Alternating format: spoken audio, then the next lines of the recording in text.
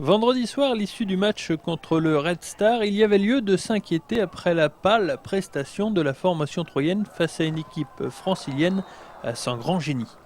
Passes et contrôles imprécis, centres manqués, joueurs totalement hors du coup, les Aubois ont montré un pâle visage devant un public romillon déçu d'une telle prestation. Même le coach troyen, qui habituellement surprotège ses joueurs, y est allé de son couplet. Le niveau général était très faible, que ce soit pour les jeunes qui sont loin d'être capables d'être professionnels et pour les anciens aussi. Alors je sais qu'il y avait beaucoup de travail, beaucoup de fatigue, on le voyait bien pour tout le monde, mais que ce soit pour les anciens en premier mi-temps, l'écart de l'équipe, et pour les jeunes en deuxième mi-temps, c'était trop faible, niveau général trop faible, niveau général qui ne correspond pas du tout à la Ligue 2, pas du tout. Vite mené au score sur un pénalty logique accordé aux Franciliens, les Aubois n'ont jamais pu se mettre en position de tir dans une première mi-temps très décevante. Au cours de la deuxième période, il y aura bien quelques satisfactions avec l'entrée de nombreux jeunes tels que Sidibé, Keita Pecci, Barreto ou bien Camara. Seulement voilà, l'Estac est extrêmement perfectible, notamment dans le dernier geste. Les Troyens se montrent excessivement maladroits et perdent donc logiquement ce match. Les joueurs ne se montrent pas inquiets toutefois d'une telle défaite. Ce soir, on a eu pas mal de difficultés tactiquement, donc il va falloir régler ce problème-là. Et puis continuer à travailler pour être performant pour le match de la Coupe de la Ligue qui va arriver bientôt. Il est peut-être un peu tôt pour s'inquiéter d'une telle défaite, mais l'impression laissée par les Troyens à moins d'un mois du début du championnat n'est vraiment pas bonne.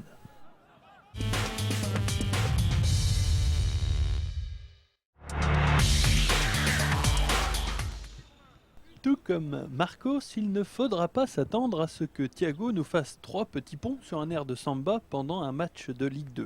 Même s'il est brésilien, l'ancien joueur de Botafogo serait plutôt du genre besogneux, voire agressif dans le bon sens du terme. Thiago aura en effet la lourde charge de remplacer Diallo Guédilei au milieu du terrain.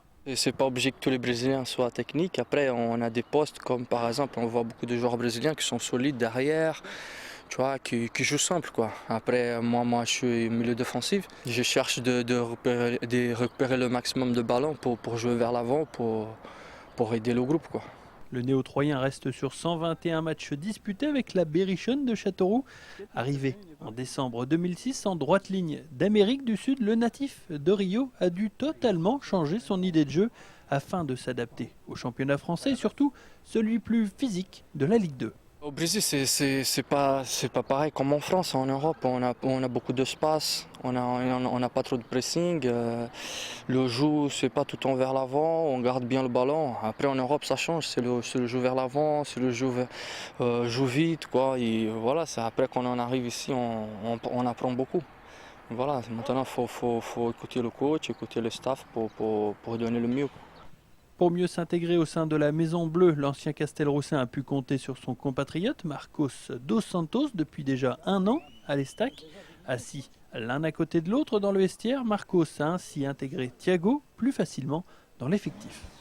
Comme nous n'avons pas la même langue, donc j'essaie d'aider que je peux. Et puis voilà, il commence à connaître un peu la ville. Il est content d'être là avec nous et j'espère qu'il fait une bonne saison avec nous.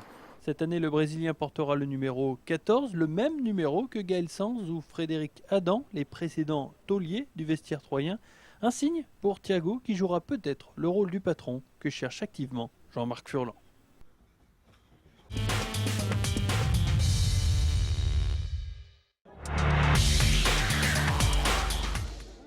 Pour cette fin de saison, les 15 km de Venon ont quand même rassemblé un peloton intéressant dimanche matin, avec notamment plusieurs coureurs venus de Lyon accompagnés par plusieurs locaux de bon niveau tels que Franck Paris d'Aix-en-Othe ou Anthony Schneider de Lussac. Mais tous les regards étaient braqués sur le favori, Grégory Zieba du TOS Triathlon, en très grande forme en ce moment. Il le prouve d'ailleurs dès les premiers kilomètres en faisant la sélection dès le départ grâce à un train soutenu. J'ai imposé un rythme qui me convenait. Je voulais pas subir les accélérations des autres. Je me suis dit je me mets à mon allure et puis je verrai bien. Et c'est vrai que dans la première montée, j'ai senti que j'entendais les autres souffler assez fort, donc je me suis dit je vais les tester un petit peu. Et plusieurs fois, j'ai mis quelques petites accélérations et j'ai fini par partir au train. Son accélération est graduelle et ils ne sont bientôt plus que 2 à essayer de suivre Zieba, un sociétaire de la SPTT Auxerre ainsi qu'Anthony Schneider le Chaplin. Et alors qu'il reste plus de 12 km à parcourir, Grégory Zieba décroche ses 2 compagnons d'échappée avec une brutale accélération. J'aurais pas dû partir si tôt parce qu'on a tendance à s'endormir un petit peu après. Et il faut être super motivé pour maintenir un rythme soutenu. D'ailleurs, à mi-parcours, quand on a fait demi-tour, j'étais vraiment surpris de voir Anthony qui était juste derrière. En fait, je m'étais un peu laissé aller dans la descente et lui, il a dû accélérer fort pour revenir. Donc il a fallu que je fasse un effort après dans la montée sur le retour. Grégory Zieba fait alors la course en tête durant tout le restant de la course, un rythme que ne supportera pas Anthony Schneider qui finira par décrocher. J'avais jamais fait cette course en fait et j'ai eu le moral cassé quand je me suis rendu compte qu'on faisait demi-tour et qu'on refaisait tout en montant. Donc j'aurais jamais lancé aussi fort dans la descente sinon. Donc du coup je me suis grillé là en fait. Donc la côte a été dure pour moi. J'ai réussi à tenir Jabafi quand même, mais après sur la relance dans la forêt, il a bien relancé, j'ai pas réussi à suivre. Le tossiste maintiendra une vitesse constante dans ce dénivelé impressionnant. Zieba remporte les 15 km de Venon en 52 minutes. J'avais pas vraiment envie de faire une course aujourd'hui, mais il faut quand même honorer les participations, les organisations des clubs locaux. Donc je suis venu ici pour faire une vraie séance dure et je me suis mis à fond de toute façon pour pouvoir gagner. Donc c'est sûr qu'il y a des moments où on se relâche un petit peu quand on est devant comme ça, mais il faut de temps en temps se remettre un coup de pied aux fesses et réaccélérer pour vraiment se remettre dans le rythme. Mais j'étais content, il y avait quand même du niveau aujourd'hui, il y avait des coureurs de département extérieur qui étaient là, Anthony Schneider qui a un bon niveau, des bons coureurs comme Franck Paris. Je suis satisfait de ma performance aujourd'hui. Une bonne préparation pour le triathlète du TOS qui en septembre prochain s'attaquera au championnat d'Europe de duathlon à Zofingen. «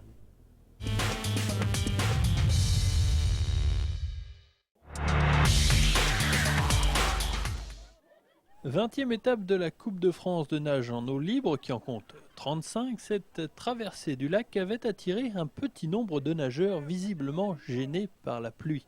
2 épreuves étaient proposées, le 5 km et le 1 km 5. Pour cette course de 1 km 500, Nicolas Devise de Dijon part le plus vite en emmenant dans son sillage le Troyen Anthony Loiret. Le Dijonais est parti tambour battant, si vite que l'Aubois, après 500 mètres, ne peut plus suivre. J'ai essayé au début, à la fin j'ai laissé partir, je pouvais plus, je commençais à avoir mal au bras. J'avais la tâche de la combi qui me faisait mal au cou, donc j'ai relâché un peu. Mais voilà, le rythme est très soutenu, trop peut-être pour le Bourguignon, conscient d'être parti un peu vite. À un moment, j'ai eu un point de côté, j'ai eu peur que ce soit fatal. Puis j'ai regardé derrière moi et j'ai vu que le 116 n'était pas très loin. Et puis à la fin, quand j'ai passé la dernière bouée, j'ai tout donné, j'ai accéléré pour arriver le premier, pour faire le meilleur temps possible. Malgré la difficulté, Nicolas Devise l'emporte devant Anthony Loiret au bout de 1 km 500 de nage. Pour les autres, ce fut beaucoup plus difficile et pourtant la température de l'eau dépassait les 20 degrés, donc toutes les conditions étaient réunies pour faire une bonne traversée. C'était long.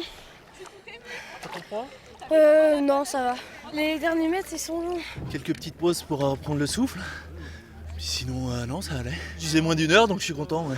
En dehors de la pluie, cette étape de Coupe de France en eau libre fut une réussite. Reste que la baisse du niveau d'eau facilite de moins en moins l'organisation de cette course.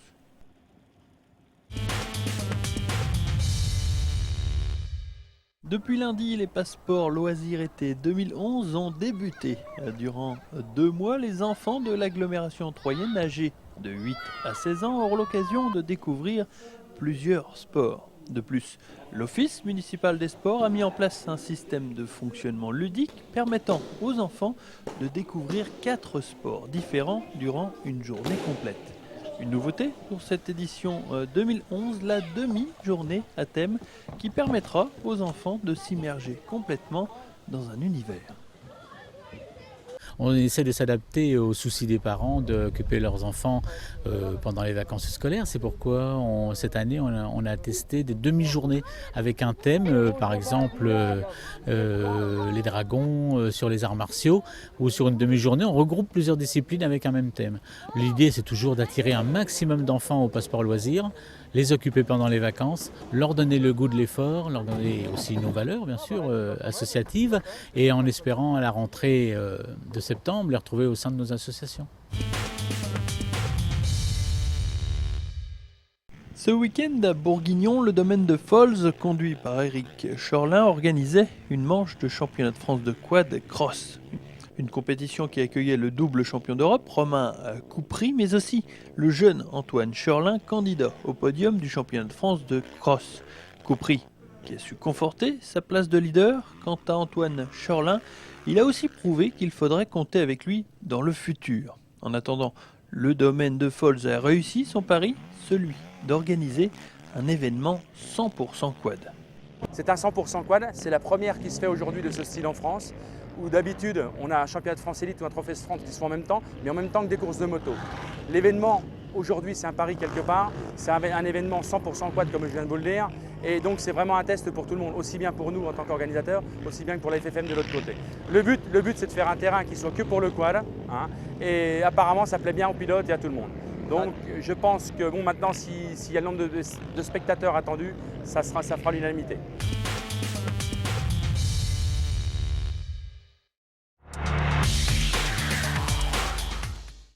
Lorsqu'elle a accouché, il y a un peu plus d'1 an, Sandrine Dumoulin était loin d'imaginer qu'elle retrouverait les sommets aussi rapidement. Lors des championnats de France organisés à Amiens le mois dernier, l'Auboise pensait juste se remettre dans le bain en disputant une épreuve pourtant largement taillée à sa mesure. Mais sans entraînement sérieux, difficile d'espérer grand-chose. Et pourtant, grâce à sa grande expérience, Sandrine a su déjouer tous les pièges et redevenir championne nationale de Division 3. Je me suis dit, y a moyen quand même. Et puis, comme ça se passait vraiment pas bien, je me suis dit, c'est pas possible, il faut faire quelque chose. Je pensais pas du tout que je pourrais être encore championne de France. Un titre qui a fait très plaisir à son maître d'armes de toujours, Dominique Declos, qui a toujours cru que l'Aixoise était capable de se hisser de nouveau sur le podium. Elle a gardé en tout cas tous les acquis, ce qui concerne la précision de pointe, tout ce qu'elle savait faire et bien faire. Bien sûr qu'on a changé un petit peu de rythme, bien sûr qu'on a mis un petit peu moins de mobilité. C'est ce qui lui a manqué sur la piste là, notamment en tour de poule, c'est qu'elle manquait un petit peu de mobilité. Par contre, tout ce qu'elle savait faire et bien faire, notamment des actions excessivement précises, dès qu'elle remet tout ça en ordre sur la piste, ça marche. Et elle l'a montré encore une fois. Même si elle n'envisage pas de remporter un nouveau titre en division supérieure, Sandrine Dumoulin s'avoue intéressée de relancer son équipe, le 3 Gymnique Aix-en-Note, en course dans le championnat d'épée en division 2. Les filles sont motivées, mais je pense qu'on est un peu légère peut-être au niveau de l'entraînement.